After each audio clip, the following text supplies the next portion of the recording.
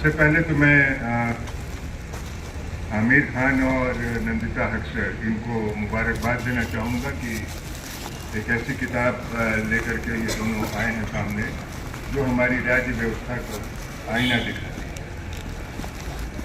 ये सबसे पहले मैंने ये किताब अंग्रेजी में पढ़ी थी 2016 में, और नंदिता हक्सर के कामकाज से और उनके लेखन से मैं काफ़ी समय से परिचित हूँ और प्रशंसक रहा हूँ। तो जिस तरह से वो किताब लिखी गई और जिस तरह से वो पेश की गई उसने मेरे ऊपर काफ़ी असर छोड़ा। इसलिए मैं सबसे पहले तो नंदिता हक्सर और आमिर खान को 2016 में जो किताब उन दोनों के समृद्ध प्रयास से आई, and of course Nandita Haksar क्योंकि एक वेल नोन राइटर है, the way she has written और जिस तरीके से उन्होंने चीज़ों को रखा, उसने उस किताब को और आमिर की आप बीती को बहुत ही प्रभावशाली ढंग से लोगों के सामने रखा। इसके लिए नंदिता हक्सर और आमिर खान दोनों मुबारकबाद के हकदार। मैं अनुवादक राजेंद्र चौधरी का भी शुक्रिया अदा करना चाहूँगा कि उन्होंने बहुत बेहतरीन और पठनीय अनुवाद पेश किया, और यह अनुवाद इतने सहज और सरल तरीके से है कि कोई भी इसे एक बैठकी में पढ़ सकता है। खास बात यह है कि हिंदी में यह जो किताब आई है इसमें बहुत सारी ऐसी चीज़ें जोड़ी गई हैं जो अंग्रेजी संस्करण में नहीं थी। कुछ नई बातें उसमें रखी गई हैं, कुछ नई टिप्पणियाँ हैं, कुछ नए उसमें स्टेटमेंट्स हैं। तो यह जो किताब है ये सिर्फ अनुवाद न हो करके लगभग एक मूल हिंदी किताब की तरीके से आप इसको पढ़ सकते हैं। इसके लिए मैं राजेंद्र चौधरी का शुक्रगुजार हूँ कि उन्होंने यह काम और अपनी मर्जी से, अपनी इच्छा से उन्होंने किया कि एक हिंदी में ऐसी किताब आनी चाहिए। इस किताब को जिस तरीके से प्रोड्यूस किया गया है, जितने सलीके से और कलात्मक ढंग से, उसके लिए मैं लेखक, पत्रकार और गुलमोहर किताब के कर्ता धर्ता उपेंद्र स्वामी का शुक्रिया अदा करना चाहूँगा कि उन्होंने बड़े जतन से, बड़े लगन से इस किताब को एक बहुत आकर्षक साज सज्जा के साथ पेश किया। साथ ही रोहित राय जो इसके डिजाइनर हैं, आर्टिस्ट हैं, जिन्होंने इस किताब के लिए एक साज सज्जा पेश की, वो भी हमारी मुबारकबाद के हकदार हैं। अब ये जो किताब, इसमें मेरी एक छोटी सी भूमिका भी है, जिसमें आप ये पढ़ सकते हैं कि इस किताब का क्या महत्व है। मैं सिर्फ ये कहना चाहूँगा कि यह किताब इसलिए भी पढ़ी जानी चाहिए कि पता चले कि हिंदुस्तान में मुसलमान होना किसी गुनाह से कम नहीं। और जिन लोगों पर भी एक, अगर आप जेलों का रिकॉर्ड देखें तो उसमें आप यह पाएंगे कि मुसलमानों की आबादी का जो प्रतिशत है 14.5% है हमारी आबादी में, उससे कहीं ज़्यादा जेलों में मुसलमानों की आबादी है। लगभग 19-20% आबादी है जेलों में मुसलमान कैदियों, इसमें कन्विक्ट और अंडर ट्रायल दोनों शामिल हैं। तो ये जो चीज़ें जो बताती हैं वो ये है कि एक मुसलमान होने के नाते ही आमिर खान को पकड़ा गया, सीधी सी बात, और इसीलिए उनको इन तमाम जिल्लतों से, यातनाओं से गुजरना पड़ा।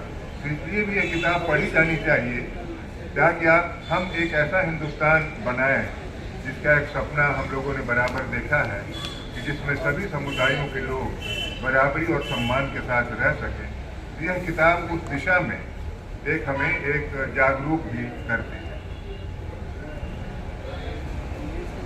मैं एक बात कहना चाहूँगा साथियों कि जो राज्य व्यवस्था है, स्टेट मशीनरी है, वह इतनी क्रूर और अमानवीय है कि उसे मानवीय बनाना, ह्यूमनाइज करना ऑलमोस्ट इम्पॉसिबल है।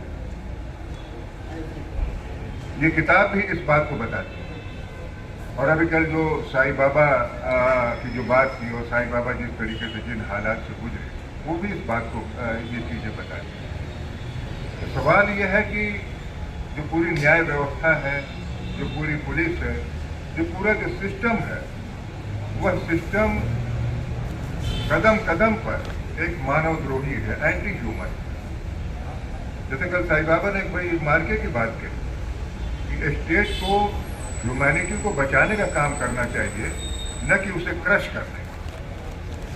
लेकिन सवाल यह है कि जो पूरा जो एक क्लास कैरेक्टर है हमारे समाज का, उसमें ह्यूमैनिटी को बचाने का जिम्मा हम कुछ चंद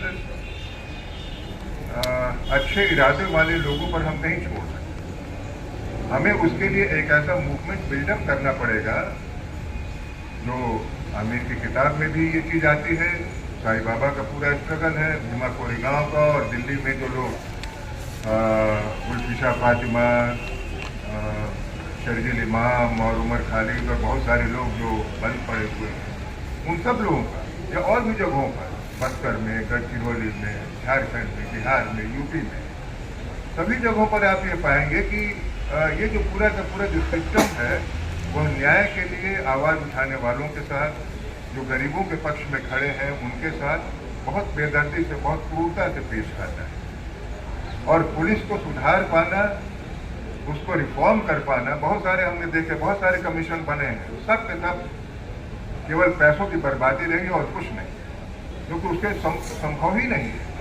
और वो इसलिए संभव नहीं है क्योंकि अकाउंटेबिलिटी नहीं है उसमें किसी की। 14 साल यह बंदा जेल में रहा और अदालत ने एक दिन कहा कि अब तुम आज़ाद हो जाओ, तुम्हारे ऊपर कोई आरोप नहीं सिद्ध होता। सवाल यह है कि 14 साल जिन लोगों ने किया, उनकी क्या जवाबदेही है? उनको कौन कटघरे में खड़ा करेगा कि उन्होंने कैसे ये किया? जब तक यह चीज नहीं होगी, साईं बाबा और 5 अन्य साथियों को 10 साल के बाद अदालत ने कह दिया कि तुम दोष मुक्त हो जाओ, तुम बाहर। लेकिन सवाल यह है कि जिन लोगों ने, और ये भी कहा कि झूठे मामलों में फंसाया गया पूरी तरीके से, तो सवाल यह है कि जब तक आप उस पूरे सिस्टम को, पुलिस को आप जवाबदेह नहीं बनाएंगे, उनको कटघरे में नहीं खड़ा करेंगे, उनके लिए सजा आप नहीं तय करेंगे, तब तक इसको दुरुस्त कर पाना मुश्किल है। अभी कल देखिए, कल नमाजियों के साथ क्या सुलूक हुआ। आप इमेजिन कर सकते हैं इस तरीके से कि हम किस हिंदुस्तान में रह रहे हैं और किस जमाने में रह रहे हैं, इस तरीके से। लेकिन मुझे कि यही मिलता है ना कि पूरा एक जो हिंदुत्व फासीवादी जो निज़ाम है, उसने एक पूरा एक नैरेटिव एक गढ़ रखा है कि इसी तरीके से आप काम करिए, आपका कोई भी बाल बाका नहीं है। तो जब तक ये चीज़ें नहीं होंगी, उनको गिरफ्तार करने का, उनको सजा देने का, उनको जेल के पीछे डालने का, और जब तक यह प्रक्रिया नहीं शुरू होगी, तब तक बहुत मुश्किल है इसको कर पाना। किताबें आती रहेंगी, ये सब चीज़ें चलती रहेंगी, लेकिन इन किताबों का महत्व इस माने में है, ये हमें जागरूक करती है। मैक्सिम गोर्की ने जब अपना उपन्यास माँ लिखा, उससे क्रांति नहीं हो गई। 1906 में वो उपन्यास आया, लेकिन उसने क्रांति के लिए जमीन तैयार की। जमीन तैयार करना भी बहुत बड़ी बात है। तो ये जो किताबें हैं, आमिर की, नंदिता हसन की जो किताब आई है, साईं बाबा की जो जीवन गाथा है, या भीमा कोरेगांव के लोगों की जो कहानी है, या दिल्ली में उमर खालिद, गुलफिशा फातिमा, शर्जील इमाम और इस तमाम लोगों की जो कहानी है, वो एक ऐसे समाज को बनाने की ज़मीन तैयार करती है जो हमारे सपनों का भारत है। तो इस नाते इस किताब का महत्व है, और इस किताब को एक स्वागत करते हुए मैं ये चाहूँगा कि ये किताब ज़्यादा से ज़्यादा पढ़ी जाए, और इस किताब के आधार पर उस संघर्ष को आगे बढ़ाया जाए जो हम सब लोगों का सपना रहा है। बहुत बहुत शुक्रिया।